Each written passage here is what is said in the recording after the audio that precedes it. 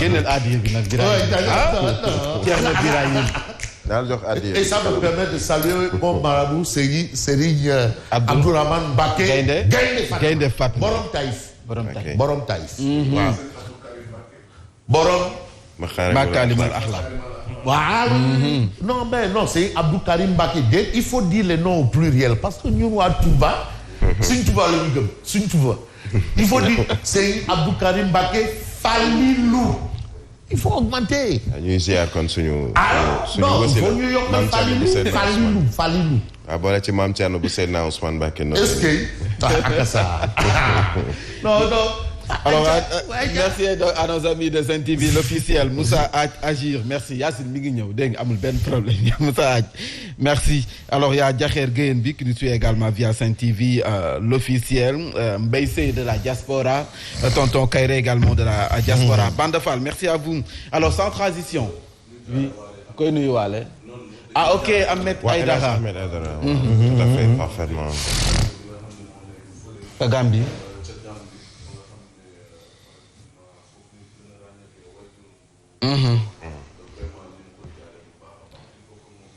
Tout à fait. nee na moom jamono ji moom daanaka moom siggal ndigaale siggal sa wàll gi moom. comme tout le monde bien sûr. bëri waaw ñu koy jaale bu baax di ko jaale njabootub Aïdara yëpp. absolument ñooñu nag bu leen waxee mooy axlu beyti rasul. absolument mooy nag ay sët lañu ci yonente bi sallallahu alayhi wasallam.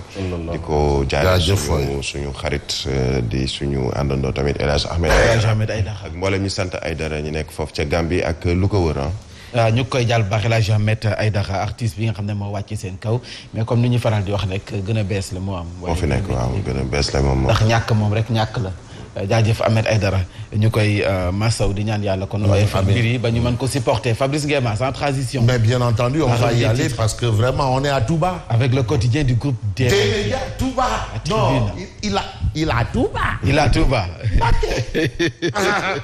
Non c'est que instant bi c'est ces choses les talibés c'est une Souhaïbou Mbacké comme Barangay de Mbacké.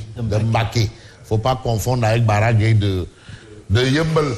Parce que le gars celui de tu sais quand on a fait la traque de Biébalaki on dit Barangay rek on est allé chercher mon ami de Mbacké là alors qu'il s'agissait de celui de Yeumbeul l'homonymie. Bref, troisième vague dévastatrice de coronavirus. Touba tient à son magal. Non ndigal mouride ndigal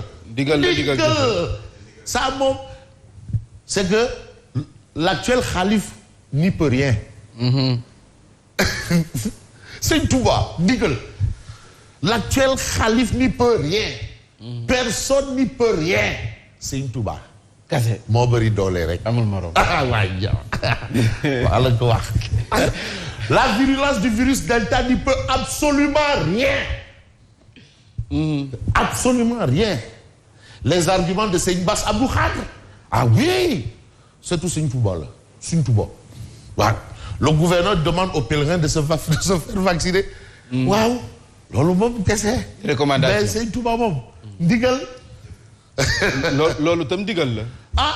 Les pèlerins ñu dem vacciner wu ji. Non, non, ça c'est le gouverneur di État la.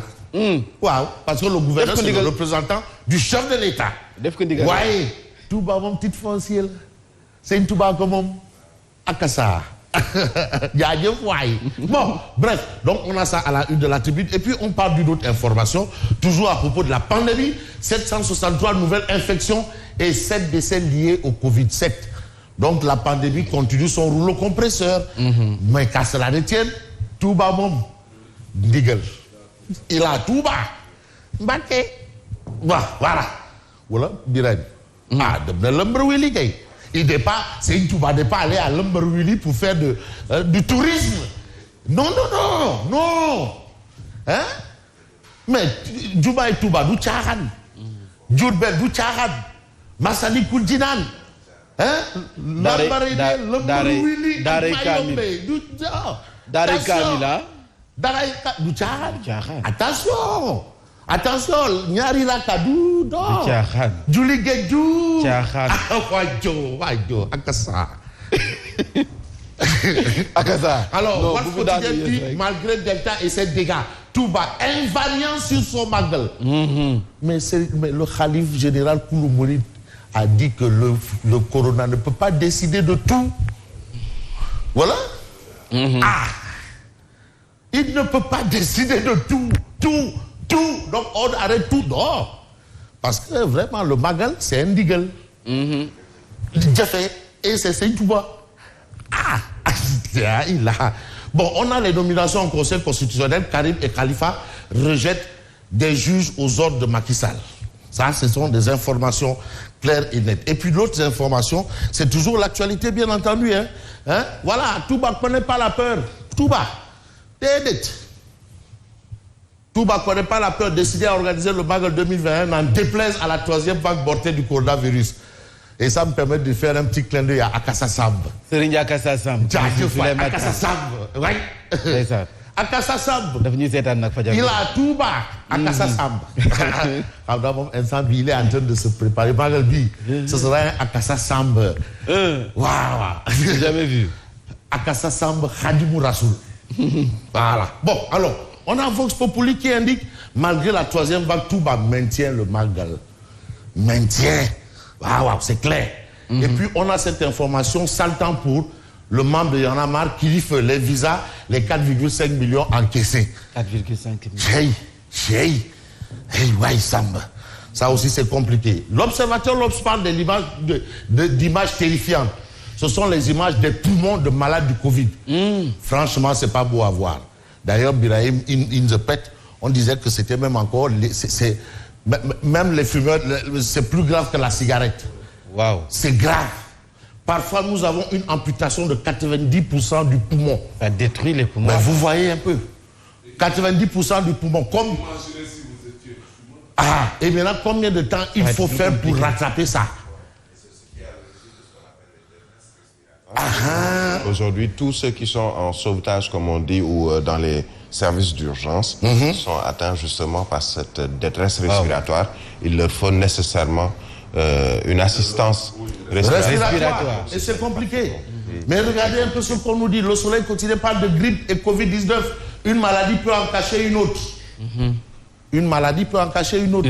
Parce qu'aussi, il y a une situation assez compliquée. Dernièrement, un médecin nous a fait comprendre que 99% des grippes là, s'ils vont faire le test, ce sera Covid. Donc vous voyez un peu que c'est compliqué. Ce qui est peut-être moins compliqué, c'est ce que nous livre critique. Malgré tout ça là, avec grippe, avec poumon, avec 18 safar sans Covid. Ça c'est le Nigel, Magal de Touba et coronavirus. Donc on aura un Magal. Et c'est clair et c'est net. Alors il y a Ablaye Daouda Diallo qui rétablit la vérité des faits par rapport à justement ce qu'on a perdu en termes de fiscalité, ou le BOC. Donc on peut s'intéresser également à quel journal. Intéressons-nous au journal. J'ai bien envie de prendre le quotidien. Les candidats à l'épreuve, longue file d'attente dans les camps de vaccination. Actuellement, les camps de vaccination, vraiment, c'est le rush. Est-ce qu'il n'y a pas lieu de dire niaou? Ah, niaou. Au début, non, vous savez. Il y a plus de réticence maintenant. Demandez, les réticences. Les niaou. Voilà, maintenant. Johnson et Johnson en vedette au stade Léopold Sédar Senghor. Vous avez Johnson et Johnson. Et puis, on a quelle information? On a l'As quotidien. Conclave des francs-maçons, la Grande Loge du Sénégal, boucle 16 à 6 vendredi. Waouh. Bon, bref. Pourquoi ne pas parler de ce que nous livre, bien entendu, le Témoin quotidien? Macky en retrait le gouverneur au charbon. C'est la gestion de la pandémie au niveau de Dakar. Le gouverneur de Dakar doit prendre ses décisions. D'ailleurs, l'interdiction des manifestations et des combats de lutte. Mais Jack Bauer, bon plateau, avant, après, pendant, ciao, c'est rire. Maintenant, non, les lacrymogènes sont en berne. Maintenant, c'est le khirou face. Le khirou face. Et les 3 000 amendes. Voilà, Jack Bauer est en mode ciao, c'est rire. Parce que comme c'est de moindre envergure, c'est ciao, c'est rire. Voilà, mais les lacrymogènes, c'est pour avec ou sans autorisation. Ça, c'est quand tu dis avec ou sans autorisation, là, tu dis, bon, voilà, c'est les ciao, c'est rire. Je vais vous gazer ici. Mais on a cette belle information. Alors, l'information, c'est quoi? Elle est aussi politicienne. Cheikh Ba à l'assaut de la Médina. Va-t-il contraindre Bamba Fall à l'exil? Ah ouais, parce que Bamba, bon, lui, il se prépare pour le bagal de Touba. Ouais, Borom Touba. Borom Médina, Borom Touba. Bon. Oh. Ah, mais bien entendu. Ah oui. Mais est-ce que la bataille de la Médina aura lieu? C'est la grande question. Parce que là-bas, tu as Borom 0, Médina 0 sable. Bamba Borom Fep, Médina 7 Bamba 7. partout. Borom Médina 7 7. Médina 0 sable. Borom Lombalou Fatou Laoube. Borom anniversaire Kouré. Bref, mais on a ce qui se passe au niveau de la Fédération sénégalaise de football. Bonjour à vous, cher Ahmadou Bamba. Dites Kouba. Bon, Abdoulaye Sotak et Madi Touré. Abdoulaye Sow, le ministre. Ah? Et qui est vice-président de la Fédération sénégalaise de football aussi. Mais non, mais le football aussi, c'est une histoire privée. Ah, mais eux, ils ont décidé de faire un consensus. L'autre dit qu'un compromis ou une compromission. Ouais, et finalement, quand je vois un peu tous les communiqués qui tombent, donc il n'y a même plus d'élection. Franchement. Les carottes sont... Ah non, mais c'est-à-dire eux-mêmes, ils ont choisi Augustin. Voilà Augustin, ils ont choisi Senghor. Voilà Senghor. Ils ont leur raison. Ah, mais on est, vous savez aussi... Bon, bref, de toutes les façons... Maître Augustin Senghor. Ah, mais de toutes les façons, eux-mêmes... Quel est le bilan qu'on va tirer avec... Mais non, il n'y a pas de bilan. Oui, mais... C'est une élection. Justement. L'élection, il a gagné. Mais on respecte le scrutin. Mais comment il a... Mais vous voulez quoi? Mais c'est pas encore... Oui, les jeunes ne sont pas encore... Non, oui. mais tu as les fédérations, tu as les régionaux de Thiès, AS Ngekor, les ASNT, tu as les régionaux de Kaffrine, Tamba, Kaolack, Ziguinchor, tout le Sénégal, qui te disent que non, consensus. Maintenant, C'est pas encore... hein? Eux, ils ont dit que c'est Augustin. Le football, là, c'est eux. Non, je sais pas. Là, je sais pas. Non, mais c'est-à-dire le football, quoi qu'on dise, le sport aussi est privé. Les présidents de clubs, les clubs sont privés. Ça relève du privé. C'est le club Sénégal. Donc c'est une cuisine interne. Ah, eux-mêmes, ils ont dit que nous, c'est Augustin. Et aujourd'hui, Abdoulaye Seydousso, qui est des fédérations régionaux, il dit que non, on ne doit pas confier notre football à un homme sans expérience ni vécu. Bon. Ah bon? Bref. Est-ce que Augustin avait de l'expérience et un vécu? En tout cas, il est aussi reprochable à Augustin Senghor. Non, en tout cas, aujourd'hui, celui qui est en bonne position, c'est Augustin et il va remplir. Parce que quand tu vois les communiqués qui tombent là, Madi Touré, mais aussi, il ne va pas aussi se laisser faire, probablement. Ah oui, il va. Mais ouais, mais on peut se dire. Il va jouer cette dernière carte, c'est sûr. Bon, on va terminer avec cette information, comme aussi dans la presse. Hein. Ça, il faut en parler. Ah oui, dans la presse. Il Hein. faut en parler.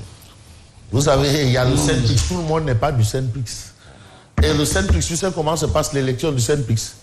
Lors des représentativités, les journalistes ne votent pas. Il n'y a pas de vote.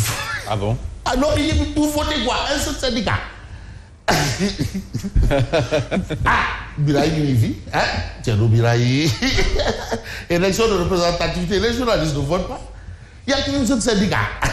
Ah, ils font un vote eux-mêmes là-bas. Mais élection de représentativité, ils ne votent pas. Il n'y a qu'un seul syndicat. Bon, des dépenses troublantes. Ministère de la Communication, du Commerce et les fonds force Covid-19. Et là, il y a... Zoupsou Yacine. Là, la question, c'est de savoir Anna Khalisbi. Non, Yacine, Anna Khalisbi. Non, Yacine. Non, hein? Anna Khalisbi. Anamou. Abdoulaye Diop, la presse traditionnelle et l'enveloppe supposée de 333 millions de francs CFA. Mais tu as Mamadou Ibra Kane, pas le Mamadou Ibra Kane, le jeudi du dimanche. Mamadou Ibra Kane Stade.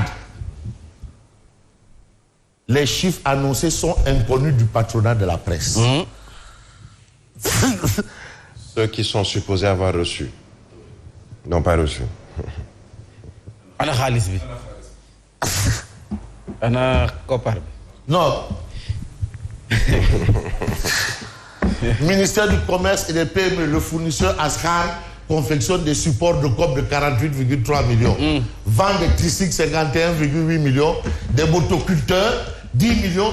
Et renforce les capacités des organisations féminines pour 29,5 millions. Mohamedou Sarr empoche 10 millions pour une campagne de communication sur les denrées de première nécessité.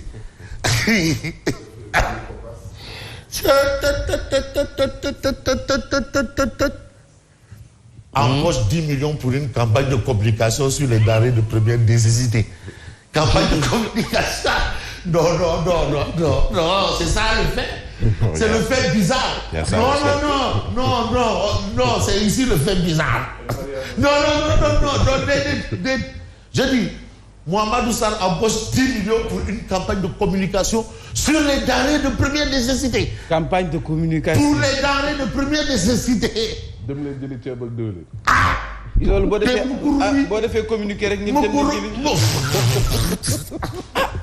jëli. communiquer nga jox ko taa ay si ñu ngi mi. non gars yi am